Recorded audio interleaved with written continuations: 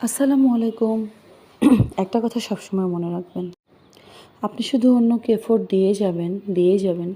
কিন্তু তার কাছ থেকে আপনি কোনো সাপোর্ট পাবেন না। এটা এটা কখনো করবেন না। সেই ব্যক্তিদের কাছ থেকে সবসময় দূরে থাকবেন, যে ব্যক্তিগুলো আপনাকে ইউজ করছে। এটা আপনাকে বুঝতে হবে যে কে আপনাকে ইউজ করছে আর কে ইউজ করছে না। আবেগের বশবর্তী হয়ে আমরা সকলকে অনেক আপন করে নেই। তাদেরকে মনে করি যে আমাদেরকে ছাড়া তাদের চলবে না। কিন্তু তাদের অনেক চলবে, দিব্যি চলবে। তারা মানে চলতে, চলতে বয়ে যাবে আসলে। কমপক্ষে যখন বুঝতে পারবেন, বুঝতে পাওয়ার পরে তাদের কাছ থেকে দূরত্ব বজায় রাখবেন। এটাই হবে আপনার জীবনের অনেক বড় শিক্ষা। নইলে আপনি বারবার ইউজড হতেই থাকবেন। আসলে কেন কেউ আপনার ইমোশন নিয়ে খেলবে?